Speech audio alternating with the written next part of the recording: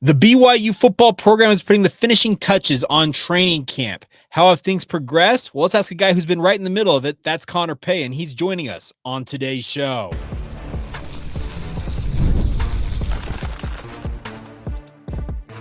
You are Locked On Cougars, your daily podcast on the BYU Cougars, part of the Locked On Podcast Network, your team every day.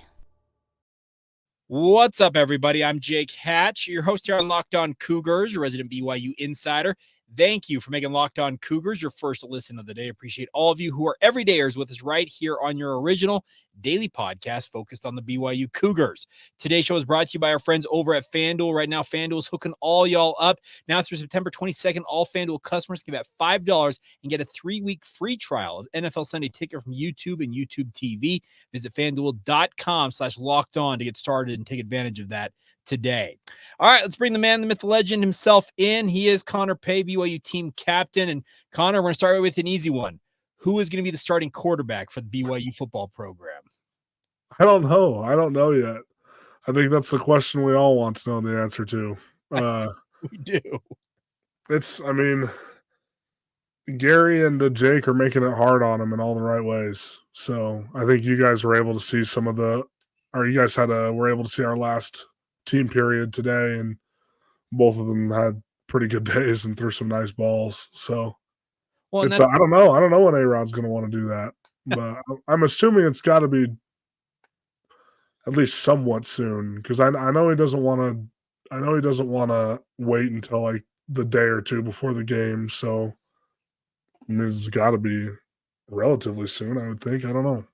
Well, and he alluded to that in his media comments. He said that, hey, I don't want to necessarily do this the week of the game, speaking of next week when you guys open up against Southern Illinois. So I would imagine that decision's coming down the pipe in a relatively not too distant future. Now, making that decision internally with you guys on the team is different than telling us in the media. So that obviously could be the crux of the matter. And that's neither here nor there. That's how the program and Aaron want to operate.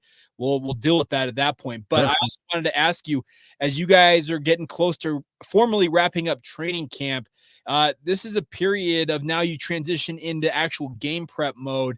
How do you kind of just feel coming out of camp about how things are looking, even though you may not know who the starting quarterback is going to be quite yet?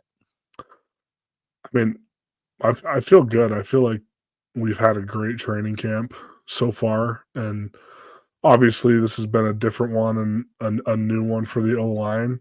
You know, just having a new coach, new system, all that stuff. But I feel like, while of course we've made plenty of mistakes and I still have a lot of things to work on, I feel like each week and each practice we've gotten better and improved at something. And each scrimmage we've played a little bit better. And so I think we're definitely trending in the right direction. And so that gets me excited to go play next Saturday. Now, you're about 10-ish days away from this getting really going. When you actually formally suit up, you'll be out there at Lavelle Edwards Stadium under the lights and everything. Now, I talked with you after practice, and there's been some talk, and Monday during media availability, the question was asked to Kalani Sitake, well, how'd the field hold up? Because you guys have planted a brand new grass field over there at Lavelle Edwards Stadium. Do you concern yourself with such things? Do you worry about the conditions of the surface you're playing on in circumstances like that? For sure, especially after the Iowa State game, you know, you're a little more vigilant of it because it changes what cleats you wear. Got it. And so now, you know, learn from our mistakes. We had 3 different types of cleats in our lockers for the scrimmage that we could choose from depending on what felt best to us on the surface. And that grass felt awesome playing on it. And so I don't think it's going to be an issue again. You know, I think because I originally wore my screw-ins out to warm up, and I was just like, this grass is so solid, because screw-ins are great and you don't slip in them, but they hurt your feet. They're really uncomfortable cleats. Yeah. And so I was like, okay, I'm going to go switch back to my rubbers because this grass feels really solid and had no issues. It was really good. Now, you talked about the fact that you're feeling confident about this team. It was a different feel, as you mentioned, for the offensive line. You've worked with Coach Woods for months now, obviously, since he came in as a new hire in January, if I recall correctly. He was formally hired by the BYU football program. Now you're 9-ish months in working with him, wrapping up your first training camp, maybe probably your only training camp with him. Where do things stand with him as your offensive line coach? I think they're great. I'm glad he's here. Hey, that's what we like to hear. Now, with regards to you guys on the O-line, you talked about how you guys have been kind of progressing throughout training camp, trying to get better here and there. Where would you gauge in terms of the most progression being made as an offensive line? I think I would say pretty easy answer, most definitely in the run game. Okay. Because obviously with how things went last year, that's been the biggest point of emphasis all offseason. It was through spring ball and it has been through training camp. And so I feel like that's where, because we've always been a pretty solid pass protecting team. And even though we pass protect a little different with Coach Woods, that hasn't really changed. But just having more months and more reps under our belt, running his run schemes and how he wants it done, and we're getting the hang of it now. And so I feel like that's been the biggest area of improvement. It's been fun. Now, we were talking with Cody Epps during media availability, and he made a really funny comment. The question was asked of him, do you notice when either Jake or Gerry's in there at quarterback? And he said, quite honestly, I really don't, because my focus is looking at the signal, seeing what exactly we're running on any given play. And then he said, I'm spending most of my time looking at the ball, waiting for the snap to come. And I may glance over and realize, oh, hey, it's Gerry or it's Jake at quarterback. You're a guy who you're snapping the ball to those quarterbacks. How often do you notice who's behind you and under center? And unless we huddle, I don't really notice either. Okay. Which is, thank heaven I trust both of them, to go and fondle me down there. But I really can't really tell, because obviously I'll see him if we go into a huddle or something like that. And so I'll be like, oh, yeah, Jake's in or Gary's in. But sometimes if we're going a little quicker or we're just getting right up to the line of scrimmage and I'm getting down, and I have no idea who's back there sometimes. Okay. Okay, I'm just gonna leave the fondle comment alone. I'm just sorry. If anyone who's ever played center knows what I'm talking about. It's a very intimate relationship, and there has to be some trust there. So you're dead on with that. I did not play center for very long in high school. I was moved over to guard for most of my high school career, but I know what you're talking about. So we'll Now, obviously, in terms of training camp coming to a close here, you guys had an opportunity last week to, as in the middle of training camp, to actually, go camping. So team bonding activity. Now, typically in BYU of yesteryear, you guys would go to a water park. You guys kind of did that before camp even formally got started. So why the change up here? What happened, and how was the camping experience? It was good. I mean, usually every Wednesday is our off day from practice and training camp. And so we almost always have some type of team activity on Wednesday afternoons, because we'll come in, we'll lift, we'll do our meetings and all that stuff. But we're usually done by noon or 1 on Wednesdays. And so we would go do a team activity. And this year, this is actually something Coach Hill did at Weber. Okay. And so I think it was his idea that he brought to Kalani and was like, hey, I think we should try this. And so, yeah, after practice on Tuesday, we just packed up and went up to the Heber Valley camp and spent Tuesday night there, spent our off day Wednesday there. And then we drove back Thursday morning and practiced Thursday afternoon. So it was really fun. It was a really good time, because there's not very many places, especially out in like a camping setting, where you can take 150 plus people. Sure. And so it was the Heber Valley camp, and the senior missionaries who help run that camp were awesome. And I mean, it wasn't camping, yes, kind of. Like, we were in cabins, we had catered meals. Like, it's not like we were roughing it by any stretch of the imagination, but some of the guys got to learn how to start a fire for the first time in their life. All these Eagle Scouts on the team teaching people how to start fires, and or just the psychos who just learned how to do it their whole life. Which one are you? I'm an Eagle Scout. Okay, well, that's okay. Good to know that that's pretty much worthless now at this point. So all those hours of hard work were virtually wasted. So You and me both, but hey, you can still be a psycho with be a pyromaniac and have that Eagle Scout. I can assure you of that. it's true. It's true.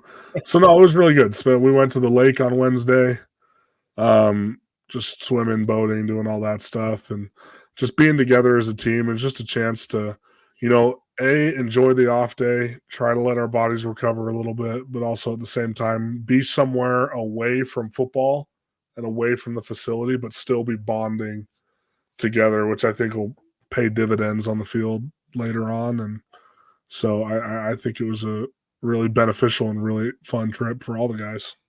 Okay, so technically it was glamping, not camping, but that's okay. Yes, very much the truth. You do what you got to do. All right, we'll continue this discussion. We'll talk a little bit more as you guys make the transition into game week preparation coming up here as you roll on momentarily right here on Locked On Cougars. Today's show is brought to you by our friends over at Ibata. Now, any of you who are out there shopping on any given day know how expensive things can be. All summer long, you've been buying stuff, whether it was sandals, sunscreen, snacks for your kids. I can assure you I've got plenty of snacks. What do they all have in common? Probably buying them a ton this summer and also coming up in football season as well. But don't stress about the cost. Use Ibata and get the cash back on all of your purchases when you stock up on your summer essentials and also your game day essentials for the upcoming football season as well. Ibata is a free app that helps you earn cash back every time you shop. I can tell you I've used this for years now. My wife and I, we have saved quite a bit of money and had it come back to us with Ibata. Earn on hundreds of items from groceries to beauty supplies, even toys to make sure you're beating inflation no matter what you're purchasing. The average Ibata user earns over $256 a year. Think about that. $256 coming back to you just buying the things you typically buy. It's an incredible opportunity. You can save on over 2,400 brands and shop at over 1,000 retailers as well. So right now, Ibata is offering all of our listeners $5 just for trying Ibata using the promo code LOCKEDONCollege when you register. So go to the App Store or Google Play Store and download the free Ibata app today. Start earning cash back and use that promo code LOCKEDONCollege to take advantage of the offer. That's IBOTTA. That's Ibata in the Google Play or App Store. And once again, use that promo code LOCKEDONCollege to get the free $5 from our friends at Ibata. Thank you once again for making Locked On Cougars your first listen of the day. Appreciate all of you for being with us. Want to encourage you guys, make sure you check out coming up this evening our Locked On live college season previews. Now, I was part of the Big 12 preview, but we're going to have it all major four conferences, ACC, Big 10, and Big 12, all coverage of the teams, who's going to win, who's might be near the bottom of the table. They've got it all for you guys, even some college football playoff picks. It's an incredible thing that we've got going on. I'll be a part of it once again with the Locked On Big 12. So check it out. It's available on the Locked On Colleges 24/7 YouTube channel or Amazon Fire TV. It's all part of the Locked On Podcast Network. Your team every day. All right, rolling on here with Connor Pay. And Connor, now as you guys transition into game week mode, what is the biggest change from your vantage point as you go from training camp and then formally begin preparations for taking on Southern Illinois? I think, the biggest change is just how the practices are outlined. Where it's during the season, the periods tend to be a little bit shorter, because you're trying to stay healthy for the games. And then also they'll introduce scout teams. Okay. It's where we haven't used any scout teams up until this point, where we were really all training camp. We've been going against our own defense. And so now we're going to have scout teams in there. So now we're prepping specifically for Southern Illinois' looks, and the defense is doing the same with the scout offense. And so the amount of ones-on-ones will go down a little bit in terms of team periods. And we'll still do it. We call it servicing each other, where it's like the I know it's kind of a funny name, but we call them service periods, where the one defense will come out and try to run a little bit of what Southern Illinois does for us, or whoever our opponent is, and we'll have periods where we try to run some of the plays they're going to see, just so the ones can feel the speed and the pace and the physicality of the starters on defense, but still seeing those looks. But those will be maybe once or twice a week at most. And so it's going to be a shift to a lot more scout team looks, so we can start to dial in all the looks that Southern Illinois is going to give us, and then just dialing it back a little bit on the ones versus ones. Now, you talk about scout teams. Obviously, some people can see that as a demotion for certain players, and players themselves might see it as a demotion, but it's still a very critical part of your guys' preparation, because they have to give you those looks, because as you mentioned, you've gone all camp long against your own defense. I'm pretty certain, correct me if I'm wrong here, that you probably could walk up to the line right now, hear the defensive guys talking, and realize exactly what they're running at this point. Am I wrong? Yeah, no, you're not wrong. You're not wrong. It's getting to that point. We're getting sick of each other. So, but those scout teams, that's where it changes, where they're going to be running, essentially giving you a look at what SIU is going to run on defense. And then you guys are going to start practicing against that. Were you ever a full-time scout team guy? Have you ever had that experience playing on that side of the ball? I was for 1 week. Really? And then yeah, I was playing well, and so they pulled me up to the 2 deep from there. So I never really had the experience. I mean, they would send me down to go help the scout team when there was injuries and stuff sometimes during that first year in 2020, but Okay. I mean, I hate to admit it, because I'm a big pay your dues type person, but I was never a full-time scout team member other than that first week. Connor Pay, avoiding the scout team at all costs. I like that. And I tell the scout team guys, if you want to avoid it like me, just play good. That's all you got to do. It's a fair point there. Now, no, can I say one thing about scout teams though? Please, go ahead. Just because it popped in my head, I would say the best teams in America have the best scout teams. Yeah, well, that's easily. They're vital to the success of the team. Vital. Well, I can tell you that I had a conversation with a coach. Man, I don't remember how long ago it was. It's not a coach in state, but we were talking on the topic of how they delineate, okay, scout team guys versus, as you mentioned, kind of the 2 deep, like you guys are going to be in games. And the funny thing was, they said there will be guys that you think, okay, that's a guy that's a 2 deep player, but you want them to be over on the scout team to get the experience of just playing. And even if they're running the opposing team's plays, it's an opportunity to get like reps against a first team unit to get them seasoned up. So it's not a demotion. It's not something that's a negative thing. It's actually a critical part of any success you guys hope to have. No, that's very true. And just for the development of an individual player. Yes. Yeah. And that's what they were alluding to, is the fact that these players, they may be young players who are in need of that development. They can get over there, and just simply getting a chance to play against a first string unit is going to make them a better player overall. For sure. And that's what it's like. My brother's going to start out on scout team, right? And thankfully, he's just been around football enough that he's pretty fired up about it. He's like, hey, I get to go up against John Nelson and Blake Mangelson and all those guys every day, the best defensive tackles we have. Yeah. And he's like, nothing's going to make me a better player. And so I think that's like the right mindset, especially for young players, where it's like, look, you don't just walk in and get playing time as a freshman. That's not really a thing, and so it's like you have to come in with the expectation that you're the bottom of the barrel. You have to work your way up and climb the ladder, and scout team is by far the best way to do that, because you can get good against the best players we have, then you're going to be good against good players. Like it's pretty simple. Now, in eras past of BYU football, and I want to get your thought on this, there were what they called the scout team games. I think it was what one iteration of BYU football called them. And essentially, towards the end of each game week, they would put the scout team units out there against one another and let them essentially go at it. And they would essentially play back and forth, and they would declare winners every single week. And it was something that from what I understand, was certain players' favorite part of the week. Speaking of the ones and whatnot, because you're seeing guys kind of like your brother, for example. He's a guy who's home off of a mission, but he gets to go out there and kind of prove himself. And it's a proving ground, as you mentioned, to show what you're capable of. And I think that the first and second string guys see guys that are standing on the scout team saying, okay, those guys are coming up, and I better be ready for them when they finally make that leap. Yeah. No, I've never heard of that. Okay. So it's definitely not something that we've done since I've been here, but during training camp, we'll do 3s on 3s a lot, like during the scrimmage and stuff. But once into the season, I've never been around where we've had the scout team go against each other. That's kind of an interesting idea. I think I'd enjoy watching that a lot.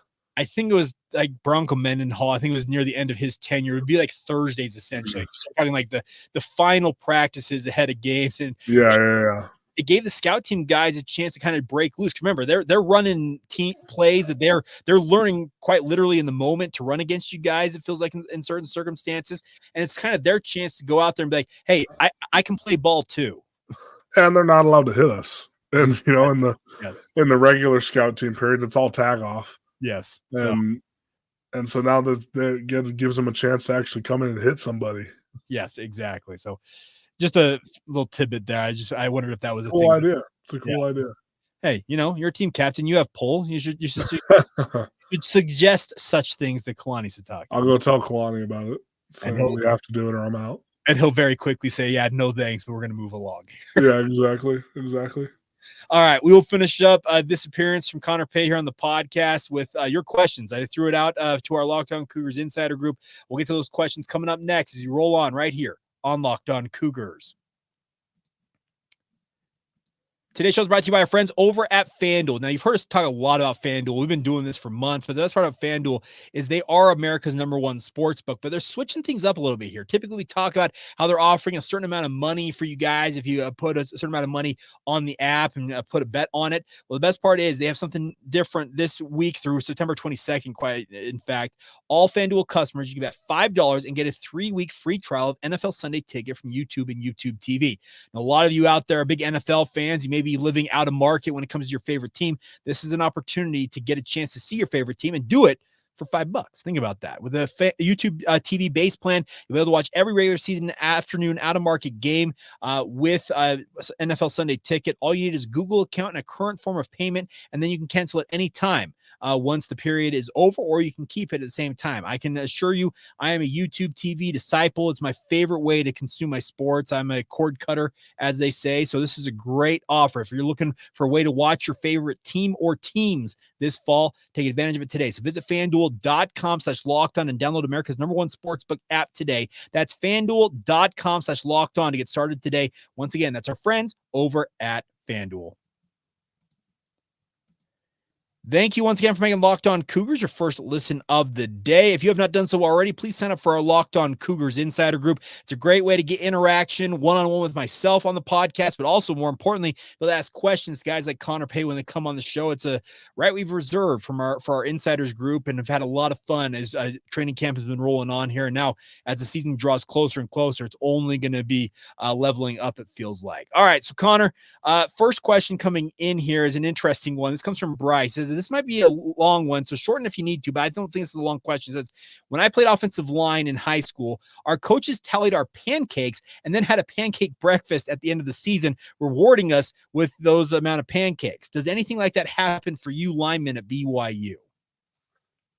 Not in that exact way, but we do keep track of it. There's a big board outside of the offensive line room that has your name, your percentage grade for the most recent game, your overall percentage grade for the season, number of knockdowns or pancakes, number of penalties, number of MAs, all that stuff is on a big board in the hallway for everybody to see.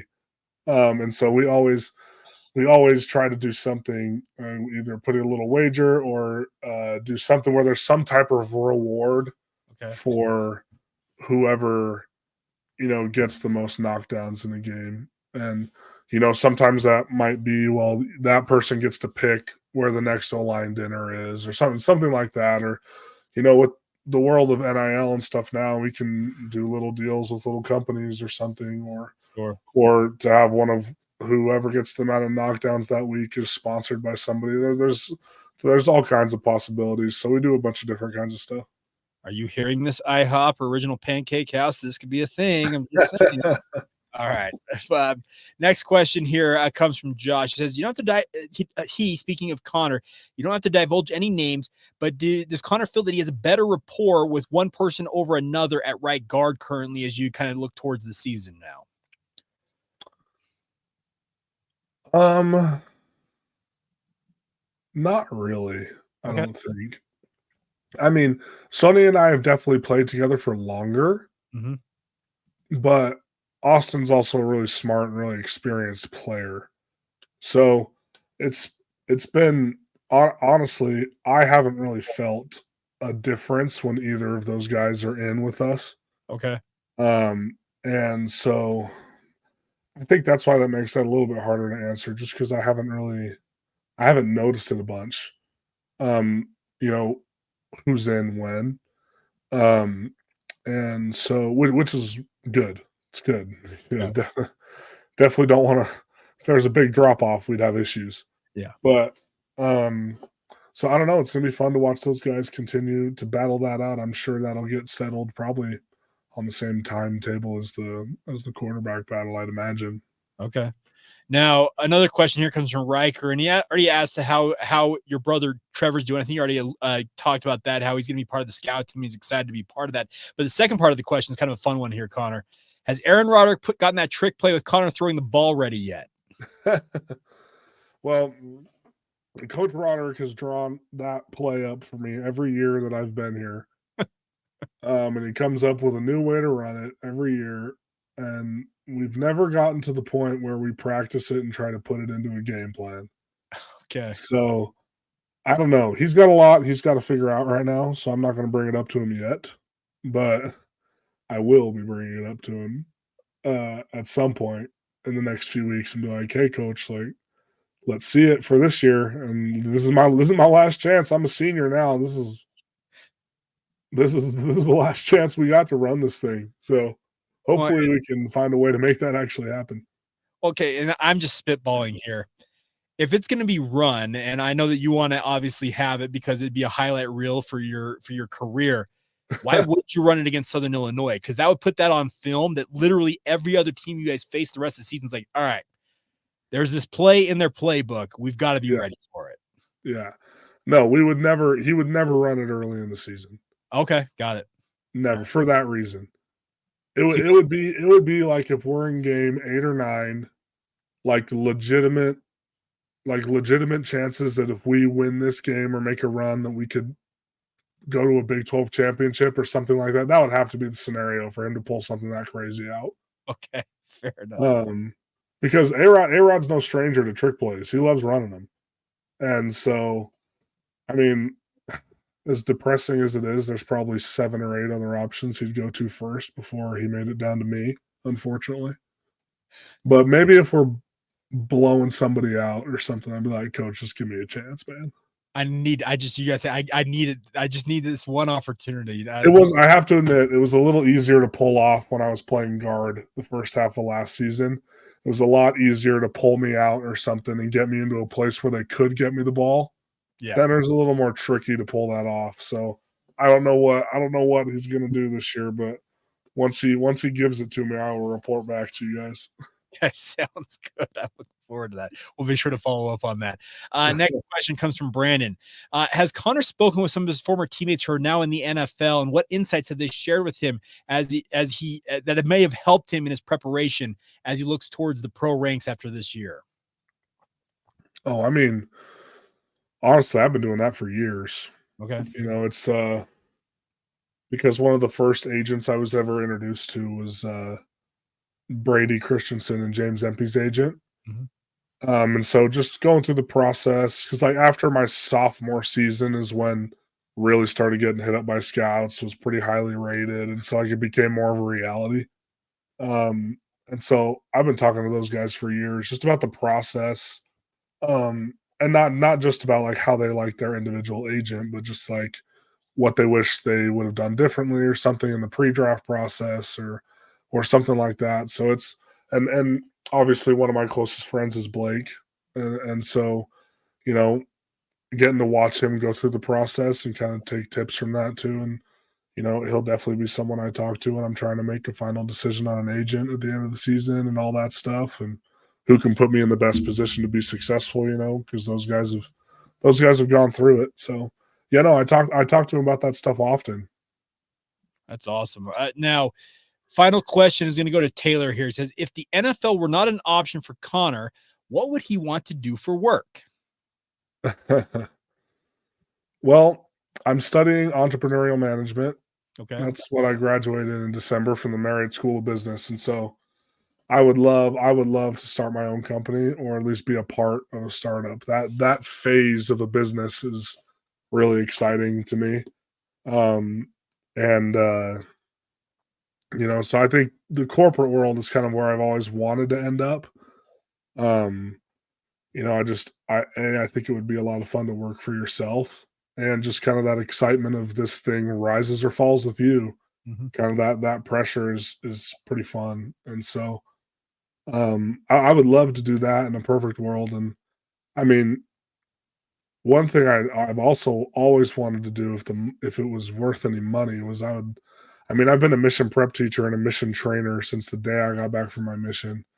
And so I would love to go do that role in the missionary department, and Okay. just go and train and prep missionaries. That would be because I do it anyways. So if it wasn't 60 grand a year, because I've looked, um, then I might have considered that a little more strongly.